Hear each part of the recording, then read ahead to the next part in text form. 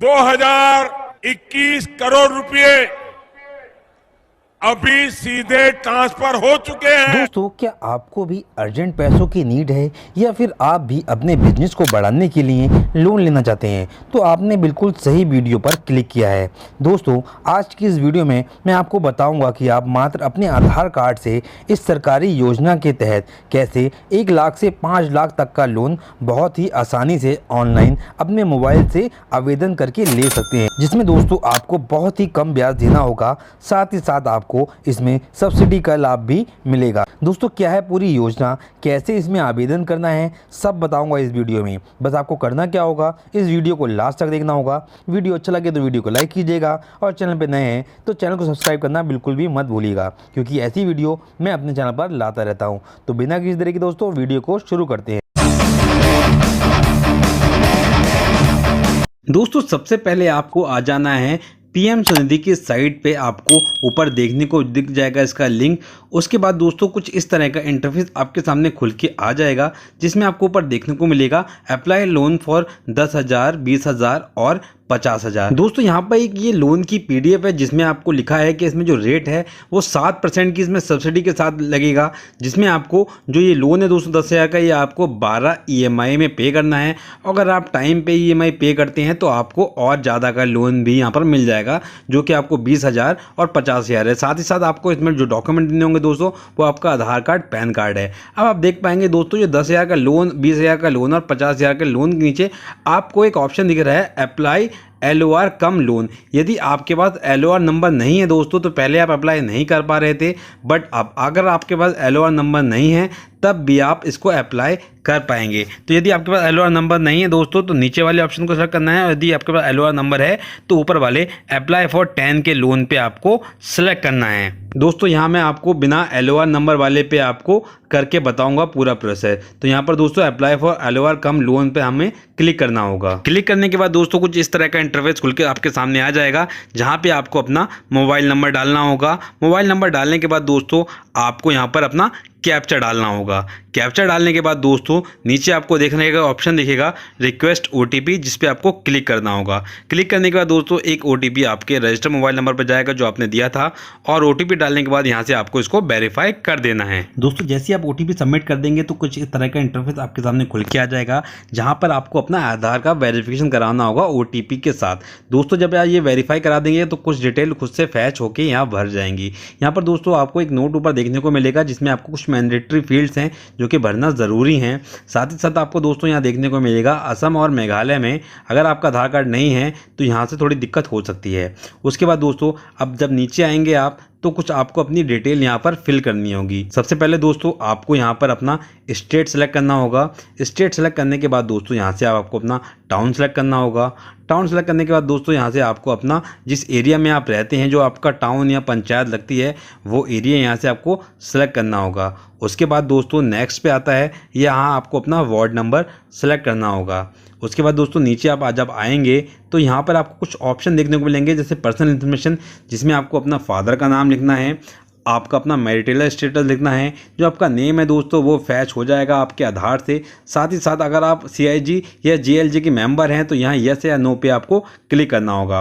साथ में आपको अपनी कैटेगरी सेलेक्ट करनी होगी। कैटेगरी के बाद दोस्तों नीचे आपको देखने को मिलेगा, अगर आप डिसेबल्ड पर्सन हैं यानी कि दिव्यांग हैं, तो यहाँ पर आप यस और नो में यहाँ पर आपको टिक करना होगा। इसके बाद दोस्तों आपको नीचे आना होगा, जहाँ पर दोस्तों आपको KYC डॉक्यूमेंट में आपका ID टोकन नंबर और आपका वोटर ID कार्ड नंबर डालना होगा। ID टोकन नंबर दोस्तों आपका जब आप आधार नंबर डालेंगे तो वहाँ से फैच खुद ही कर लेगा, पर वोटर ID कार्ड का नंबर आपको डालना होगा, जो कि यहाँ पर मैंडेटरी है। उसके बाद दोस्तों यहाँ पर आपको टिक करना होगा डू यू हैव फैमिली। उसके बाद दोस्तों आगे बढ़ने के बाद यहाँ पर आपको जो फैमिली मेम्बर्स हैं सबकी डिटेल यहाँ देनी होगी। जैसे आप इस पर टिक करेंगे दोस्तों, यहाँ पर आपको नंबर ऑफ फैमिली मेंबर जो जो आपके हैं उन सबकी डिटेल देनी होगी, जो यहाँ पर आपकी शो करने लगेगी। उसके बाद दोस्तों आप थोड़ा सा नीचे आएंगे तो यहाँ पर आपको देखने को मिलेगा एड्रेस एज पर KYC। तो दोस्तों जो भी आपका एड्रेस होगा वो आपका आधार से खुद ही फैच कर लेगा, आपको डालने की जरूरत नहीं है। उसके बाद दोस्तों आपका करंट एड्रेस सेम है तो यहाँ से सेम पर टिक कर देंगे, और यदि नहीं है तो दोस्तों जो भी आपका एड्रेस है वो यहाँ पर आपको खुद से सारा फिल करना होगा। उसके बाद दोस्तों यहाँ पर आ रहा है वेंडिंग एक्टिविटी, यानी कि आप किस एरिया में जो अपनी शॉप है या रेहड़ी है वो लगाते हैं। तो यहाँ से आपको पूरा टाइम डालना पड़ेगा, किस टाइम लगाते हैं, किस टाइम तक लगाते हैं, आपका जो लोकेशन एरिया है वेंडिंग का वो कौन सा है, ये सब चीज़ें आपको सही सही यहाँ पर फिल करनी होंगी। नियरेस्ट लैंडमार्क कौन सा है आपका, पिन कोड क्या है, ये सब आपको दोस्तों बिल्कुल करेक्ट यहाँ भरना होगा, जिससे आपका अभी सर्वे होगा तो आपको उनको कोई दिक्कत ना हो।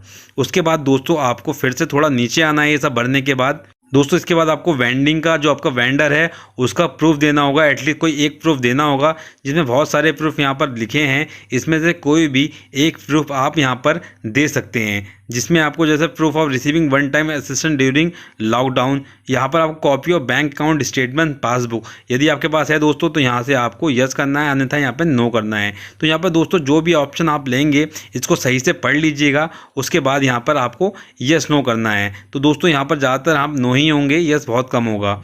उन चारों ऑप्शन दोस्तों नो ही आएगा, बाकी एक बार आप पढ़ लीजिएगा। उसके बाद यहाँ पर आपको अपनी टोटल मंथली इनकम लिखनी है, साथ ही साथ आपको अपने बैंक अकाउंट की डिटेल देनी है जिसमें आपका लोन का पैसा आएगा। जिस बैंक में भी आपका अकाउंट है दोस्तों उसको बैंक को सेलेक्ट कर लेंगे, उसके बाद IFSC कोड और आपकी कहाँ पर ब्रांच है ये, साथ ही साथ आपका अकाउंट नंबर आपको बिल्कुल सही सही डालना होगा। उसके बाद आप डिजिटल पेमेंट यूज़ करते हैं, यानी कि आपके जो शॉप रेडी है उस पर अगर QR कोड लगा है तो वो किस कंपनी का है यहाँ पर आपको उसकी डिटेल देनी होगी, साथ में आपको अपनी UPI ID भी यहाँ पर लिखनी होगी। अगर आप अलग अलग यूज़ करते हैं तो यहाँ पर 3 ऑप्शन दिए हैं वो सेलेक्ट कर सकते हैं।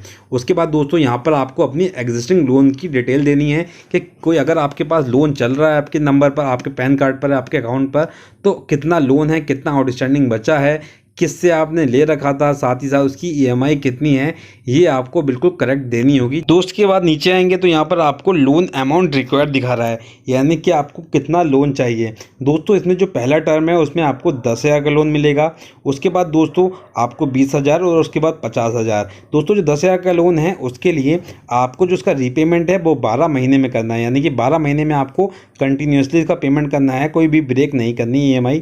उसके बाद अगर आप ये सही कहते हैं तो आपको 20,000 तक का लोन मिलेगा सेकंड टर्म में, जिसकी जो EMI दोस्तों आपको 18 महीने में देनी है। उसके बाद दोस्तों तीसरे जो टर्म है उसमें आपको 50,000 का लोन मिलेगा, जिसको आपको 36 महीने में देना है। उसके बाद दोस्तों यहाँ से आपको अपना लोन का पर्पज़ लिखना है कि आप किस लिए लोन लेना चाहते हैं, बिजनेस को बढ़ाना चाहते हैं या कोई एसेट परचेज करना चाहते हैं या फिर वर्किंग कैपिटल। ये दोस्तों यहाँ पर जो भी आप पर्पज़ हो आपका यहाँ पर टिक करके पहले दोस्तों आपको यहाँ इसको सेव करना है। सेव करने के बाद दोस्तों इसको आपको सबमिट कर देना है। सेव करने से डेटा सेव हो जाएगा, उसके बाद इसको सबमिट कर देंगे तो आप नेक्स्ट पेज पे आ जाएंगे जहाँ पे आपको डॉक्यूमेंट अपलोड करने होंगे, जिसमें दोस्तों सबसे पहले आपको अपना फ़ोटो एक अपलोड करना होगा। ये पासपोर्ट साइज़ फ़ोटो होगा दोस्तों, जिसको आपको यहाँ पर अपलोड करना होगा। इसी के साथ दोस्तों नीचे सेकेंड नंबर पर आपको देखने को मिलेगा copy of bank account statement और पासबुक। यहाँ से आपको अपनी जो बैंक की पासबुक है या फिर स्टेटमेंट है उसको अपलोड करना होगा। यहाँ से दोस्तों हम इसको अपलोड कर देते हैं।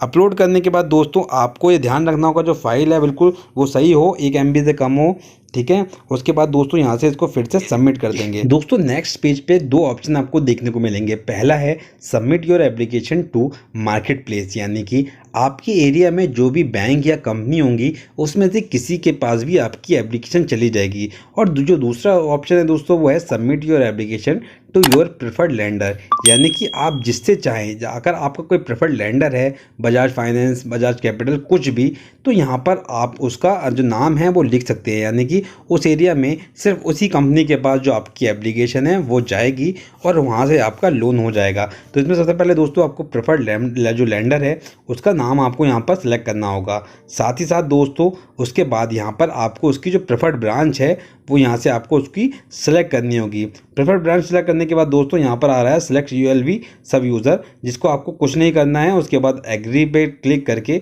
नीचे आके आपको ये सबमिट कर देनी है। दोस्तों सबमिट करने के बाद एक एप्लीकेशन नंबर आपका आ जाएगा और आपकी एप्लीकेशन दोस्तों वो यहाँ पर आपकी सबमिट हो चुकी है।